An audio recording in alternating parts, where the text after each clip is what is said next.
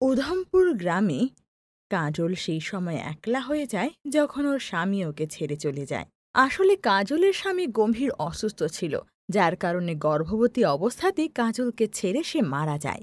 মরে গেলাম, শেষ হয়ে গেলাম আমি। আমার স্বামী আমায় ছেড়ে চলে গেছে। কি করে সামলাবো আমি নিজেকে এমন বাচ্চার সাথে যে নিজের বাবার মুখটাও দেখতে পারল না? নিজেকে সামলা মা, যদি এভাবে হাল ছেড়ে দিস তবে তোর সন্তানের কি হবে? কাজল যেভাবে হোক নিজেকে সামলে নেয় আর নিজের ভবিষ্যতের বাচ্চাকে যত্ন করতে লাগে। আর এভাবেই 6 মাস কেটে যায়। কাজল এক ছেলেকে জন্ম দেয়, যেখানে ও নিজের স্বামীকে দেখতে পায়। ওর ছেলে খুবই সুন্দর ছিল, কিন্তু কাজলের এবার চিন্তা বাড়তে লাগলো যে ছোট বাচ্চাকে ও বড় করবে কি করে। ওর কাছে তো ওর খাবারেরও টাকা নেই। শান্তি, কিছু খাবার দিতে পারবে বা কিছু টাকা আমায়? আমার ছেলে না খেয়ে রয়েছে। দেখ কাজল, এতদিন যখন তুই গর্ভবতী ছিলি গ্রামবাসীরা তোর আর তোর বাচ্চার খেয়াল রেখেছে। এখন যখন সে জন্ম নিয়েছে, তাহলে তুই একটু কাজ খুঁজে নে না। কতদিন আর চেয়ে চেয়ে খাবি এভাবে? আমি তোমার ঘরে ঘর পোছ, বাসন মাজার কাজ করব। তুমি শুধু একটু দুবেলার খাবারের ব্যবস্থাটা করে দিও না আমার। কাজল ওর জন্য রুটি আর বাচ্চার জন্য দুধ চায়, কিন্তু শান্তি কাজলেরই রোজ রোজ চাওয়ার স্বভাবের জন্য অতিষ্ঠ হয়ে ওঠে।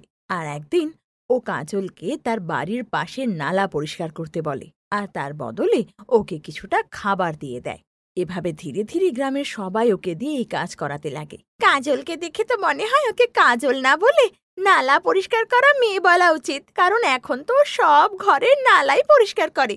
তুইও তো জানিস কেই বা কতদিন কারোর দায়িত্ব নেবে। কোনো না কোনো দিন একদিন মুখ খুলে বলবেই যে কাজের বদলে কিছু নিয়ে নে। একদম ঠিক বলেছ শান্তি বোন, তবে ভালোই হয়েছে, এই সুযোগে গ্রামের নালা তো পরিষ্কার হয়ে যাচ্ছে, আরও খেতেও পায়। একদিন শান্তি কাজলকে দিয়ে নালা পরিষ্কার করাচ্ছিল। তখনই নালায় একটা কাগজ ভেসে আসতে দেখে শান্তি কাজলকে বলে, আরে কাজল, ওই কাগজটাকে হাত দিয়ে তুলে ফেলে দে তো মা। এমনিতেও তুই নালা পরিষ্কার করে চকচকে করে দিয়েছিস। যবে থেকে তুই নালা পরিষ্কার করছিস, নালার জল আটকায় না। আগে তো সব আটকে থাকতো। একদম ঠিক বলেছ কাকি। আচ্ছা, আমি আসি। কাজল বেশ কয়েকদিন ধরেই নালা পরিষ্কার করতে লাগে, আর ওই নোংরা হাতেই অজান্তেই বাচ্চাকে ধরতে লাগে। কয়েকদিন পর কাজলের শরীর খারাপ হয়ে যায়, কিন্তু গ্রামের কেউ ওকে দেখতে আসে না। কাজলের সাথে সাথে ওর ছোট বাচ্চাটারও শরীর খারাপ হয়, আর ছেলেটা মারা যায়। ছেলের মারা যেতেই কাজল যেন আহত হয়, আর এইভাবে কাজলও মারা যায়। বেচারি কাজল আর ওর বাচ্চার যেন আত্মা শান্তি পায়। গ্রামের লোকদের এই ব্যাপারে কোনো পার্থক্যই ঘটে না যে কাজল আর নেই, আর ধীরে ধীরে ভুলতেও লাগে যে কাজল বলে কেউ ছিল।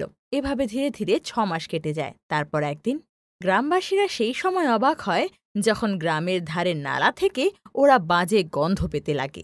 আরে চন্দন, দেখ তো এই বাজে গন্ধটা কোত্থেকে আসছে, পুরো গ্রামে ছড়িয়ে গেছে। এ তো মনে হচ্ছে নালায় কোনো জানোয়ার মরে গেছে।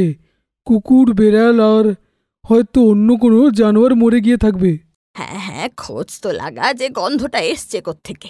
গ্রামের লোকরা খুঁজতে খুঁজতে জানতে পারে যে সেই নালাতে একটা লাশ পড়ছে। ভগবান জানে কে এটা করল। আজ পর্যন্ত গ্রামে কখনো এরকম হয়নি। গ্রামের লোকরা ভয় পেয়ে যায় যে গ্রামের কৈলাসকে কে মেরে নালায় ফেলে দিয়েছে। কেউ কিছু বুঝতে পারে না, কিন্তু পরের দিন আবার গ্রামেরই আরেকটা লোক নালায় মরে পড়েছিল। গ্রামের লোকরা আরও ভয় পেয়ে যায়। 2 দিনে নালা থেকে 2টো লাশ পেলাম আমরা। কেউ কি বলবে আসলে গ্রামে হচ্ছেটা কি? আরে আমি এসব কিভাবে জানবো? আমি কি নিজে এসব নোংরা করছি নাকি? জানো না যখন খোঁজো যে কেন হচ্ছে এটা গ্রামে, কেই বা করছে, কেনই বা করছে। গ্রামের লোক চিন্তায় পড়ে, আর ধীরে ধীরে গ্রামের প্রায় 10 জন এভাবে মারা যায়, তাও আবার সেই পচা নালায় পড়ে। কিন্তু এর কারণ গ্রামের কেউ কিছু বুঝতে পারে না। গ্রামে এবার সন্ধে হতেই ঘর থেকে বেরোনো বন্ধ হয়, কিন্তু তারপরেও যখন 13 নম্বর মৃত্যু হয়, তখন সবাই সমষ্টিগতভাবে সভা ডাকে। আমি খুব ভালোভাবে এটা জানি, কোনো খারাপ শক্তি এইসব করে বেড়াচ্ছে, যেন কোনো ভূত, ডাইনি বা। আর যদি তাই হয়, তাহলে তাকে বশে আনার জন্য আমাদের তান্ত্রিক বাবার প্রয়োজন। উনি এই সমস্যা থেকে আমাদের বাঁচাতে পারবেন। একদম ঠিক কথা বলেছ শান্তিবোন। এখন যদি কেউ কোনো তান্ত্রিক বাবার সন্ধান জানে তাহলে তাকে নিয়ে এসো।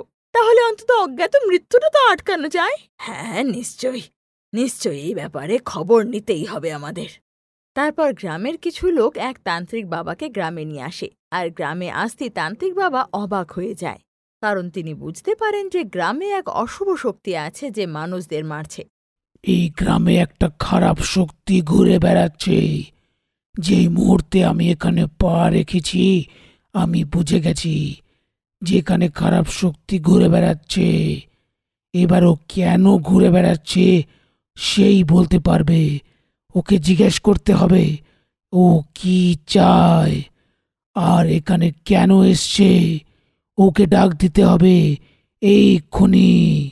গ্রামের লোকরা মানতে রাজি ছিল না যে গ্রামে কারো সাথে খারাপ হয়েছে কিছু, যার কারণে এসব হচ্ছে। এবার তান্ত্রিক বাবার কথা অনুযায়ী গ্রামে একটা যজ্ঞ করা হয়, আর সেই পূজার মাধ্যমে খারাপ শক্তিকে ডাকা হয়। পুজোর সময় সে অশুভ শক্তি প্রকট হয়। যদিও পুজোর সময় গ্রামবাসীরা উপস্থিত ছিল, তবুও ডাইনিকে দেখে ওরা ভয় পেয়ে যায়। এই গ্রামবাসীরা আমার কি ক্ষতি করেছে? আরে এই গ্রামবাসীরা তো দুষ্ট পাপী, যে মায়ের মমতা বোঝেনি, বাচ্চার খিদে বোঝেনি, যাদের কারণে আমার গভীর অসুখ হয়, আর আমার থেকে আমার সন্তানের অসুখ হয়, সে মারা যায়, আর সেই কষ্টে আমিও শেষমেশ মারা যাই। তোর যদি ছন্দ মেলানোর আছে তাহলে এখানে কেন এসছিস বল। তোর কি মতলবটা কি? কেন লোকেদের হয়রান করছিস? এইভাবে নিরীহদেরকে তুই কেন মারছিস? আমার নাম কাজল, সেই কাজল যার খিদের জন্য গ্রামবাসীরা তাকে দিয়ে নালা পরিষ্কার করিয়েছে। ওই নোংরা নালায় কাজ করার জন্য আমার গভীর অসুখ হয়, আর আমার সাথে সাথে আমার কোমল বাচ্চাটাও মারা যায়। কিন্তু তাতে এই গ্রামবাসীদের কিচ্ছু যায় আসে না। গ্রামবাসীরা যখন ডাইনির মুখ দিয়ে এসব কথা শুনে তো অবাক হয়ে যায়। ধীরে ধীরে ওদের সব কথা মনে পড়তে লাগে যে ওরা যা করেছে কাজলের সাথে তা ভুল ছিল, কিন্তু কাজলও ভুল ছিল। ও আয় করার বদলে ভিক্ষা করে খেতে বেশি পছন্দ করছিল, আর শেষে তাই হয় যা ভগবানের ইচ্ছা ছিল। ও গভীর অসুখে ভুগে মারা যায়।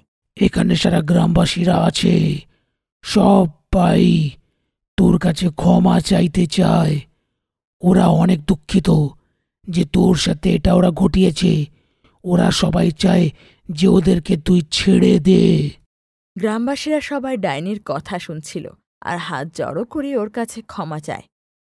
গ্রামবাসীরা তোমার সাথে যা ঘটিয়েছে তা নিয়ে তারা অনেকেই দুঃখিত, বুঝলে। আর আজকের পর থেকে ওরা কারুর সাথে এরকম নিম্ন ব্যবহার করবে না, সবাই সমানই থাকবে। আর তোমার কাছে আমরা হাত জোর করে ক্ষমা চাইছি, এবারের জন্যে আমাদেরকে ছেড়ে দাও। ক্ষমা করে দে মা, ক্ষমা করে দে। গ্রামবাসীরা অজান্তে তোর সাথে যে ভুলটা করেছে তার জন্য ক্ষমা করে দে আমায়। একসাথে সমস্ত গ্রামবাসীদের হাত জড়ো করে ক্ষমা প্রার্থী দেখে কাজলের আত্মাও শান্তি পায়। তখন ও নিজের ভুল বুঝতে পারে যে ও নিজে আয় করার বদলে চেয়ে খাওয়ার স্বভাব করেছিল।